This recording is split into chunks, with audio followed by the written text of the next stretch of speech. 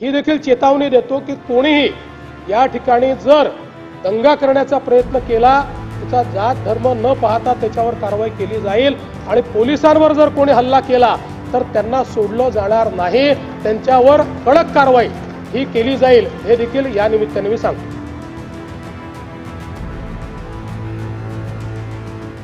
काल दिनांक 17 मार्च 2025 रोजी सकाळी 11:30 वाजता नागपुरातील महाल परिसरात विश्व हिंदू परिषद व बजरंग दलाच्या कार्यकर्त्यांनी औरंगजेबाची कबर हटाव असे नारे देत आंदोलन केले। हे आंदोलन करताना त्यांनी गवताच्या पेंड्या असलेली प्रतिकात्मक कबर त्या ठिकाणी जाळली। यानंतर गणेशपेठ पोलिसांनी आंदोलकांवर अपराध क्रमांक 114/2025 नुसार भारतीय न्याय संहिता 299 37(1) व 3 सह 135 महाराष्ट्र पोलीस कायदा अन्वये गुन्हा दाखल केला। दुपारी 3:09 हा गुन्हा दाखल झाला। यानंतर सायंकाळी एक अफवा अशी पसरवली गेली की सकाळच्या आंदोलनात जी प्रतिकात्मक कबर जाळली त्याच्या कापडावर धार्मिक मजकूर होता। अत्तरोळ मधील नमाज आटोपून 200 ते 250 चा जमाव हा त्या ठिकाणी तयार झाला आणि नारे देऊ लागला। याच लोकांनी आग लावून टाकू असे हिंसक बोलणे प्रारंभ केल्याने पोलिसांनी त्या ठिकाणी बळाचा वापर केला। यापूर्वी बजरंग दलाच्या कार्यकर्त्यांविरुद्ध तक्रार द्यायची आहे अशी मागणी करण्यात आल्याने त्यांना गणेशपेठ पोलीस ठाण्यामध्ये आमंत्रित करण्यात आलं। त्यांची तक्रार ऐकून घेण्यात आली। एकीकडे पोलिसांची कारवाई सुरू असताना दुसरीकडे हंसापुरी भागामध्ये 200 ते 300 लोक हातात काठ्या घेऊन दगडफेक करू लागले। त्यांच्या तोंडावर फडके बांधले होते। या घटनेत 12 दुचाकींचे नुकसान झाले आहे। या घटनेमध्ये काही लोकांवर घातक शस्त्राने हल्ला करण्यात आलेला आहे। तिसरी घटना भालदारपुरा भागात सायंकाळी 7:30 वाजता झाली।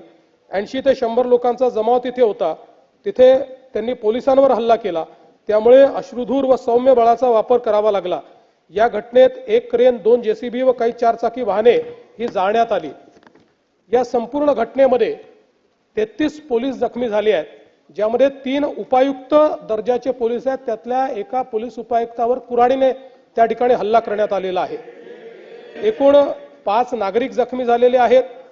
तिघांना उपचार करून सोडले आहेत। 2 रुग्णालयात आहेत, यातला एक आयसीयूत आहे। एकूण 3 गुन्हे गणेशपेठ पोलीस ठाण्यात दाखल झाले आहेत। तहसील पोलीस ठाण्यात 2 गुन्हे दाखल करण्याची प्रक्रिया सुरू आहे। असे एकूण 5 गुन्हे आहेत। 11 पोलीस ठाण्याच्या हद्दीत संचारबंदी लागू करण्यात आलेली आहे। एंट्री पॉइंटवर नाकाबंदी या तहसील कोतवाली, गणेशपेठ, पाचपावली, लकडगंज, शांतीनगर, सक्करदरा, नंदनवन, इमामबाड़ा, यशोधरा नगर, कपिल नगर या ठाण्यांचा समावेश आहे। एसआरपीएफच्या 5 तुकड्या या ठिकाणी तैनात करण्यात आलेल्या आहेत। राज्याच्या पोलीस महासंचालकांनी सर्व सीपीएसपी यांची व्हीसी घेऊन राज्यभर कायदा आणि सुव्यवस्था राखण्याचे निर्देश दिलेले आहेत। अध्यक्ष महोदय, एकूणच याच्यामध्ये जर आपण बघितलं तर सकाळची एक घटना घडल्यानंतर मध्यंतरीच्या काळामध्ये पूर्णपणे शांतता होती, पण त्यानंतर मात्र संध्याकाळी काही लोकांनी जाणीवपूर्वक अशा प्रकारचा हल्ला केल्याचं या ठिकाणी लक्षात येत आहे। याचं कारण जवळपास एक ट्रॉली भरून त्या ठिकाणी दगड मिळालेले आहेत आणि काही लोकांनी जमा करून ठेवलेले दगड, वरती जमा करून ठेवलेले दगड हे आपल्याला पाहायला मिळाले।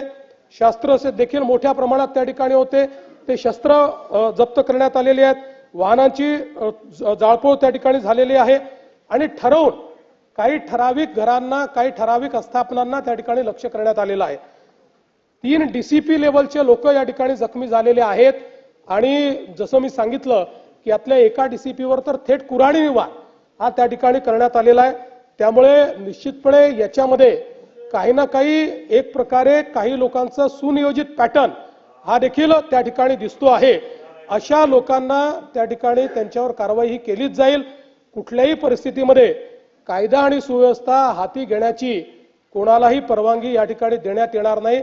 आणि मी एक गोष्ट स्पष्टपणे सांगतो, पोलिसांवर ज्यांनी हल्ला केला असेल त्यांना काय झालं तरी सोडलं जाणार नाही। पोलिसांवरचा हल्ला सहन केला जाणार नाही।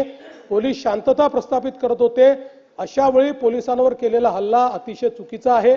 अध्यक्ष महोदय, खरं म्हणजे महाराष्ट्रामध्ये कायदा आणि सुव्यवस्था राखणं, शांतता राखणं आपल्या सगळ्यांची जबाबदारी आहे। मी नागपुरातली जनता असेल, महाराष्ट्रातली जनता असेल, या सर्व जनतेला ही विनंती करू इच्छितो की सर्व समाजांचे धार्मिक सण हे या कालावधीमध्ये चाललेले आहेत. अशा या सगळ्या परिस्थितीमध्ये सगळ्यांनी संयम ठेवला पाहिजे. कोणीही संयम सोडू नये. आपल्याला कायदा आणि सुव्यवस्था आणि शांतता कशी राखता येईल, एकमेकाच्या प्रति आदरभाव कसा राखता येईल, अशा प्रकारचा प्रयत्न हा सर्वांनी करावा. अशा प्रकारची या निमित्ताने मी अपील करतो. खरं म्हणजे आज महाराष्ट्रामध्ये विशेषतः म्हणजे मी कुठल्या सिनेमाला दोष देत नाहीये, खरं म्हणजे छावा या चित्रपटाने छत्रपती संभाजी महाराजांचा खरा इतिहास आपल्या समोर आणला.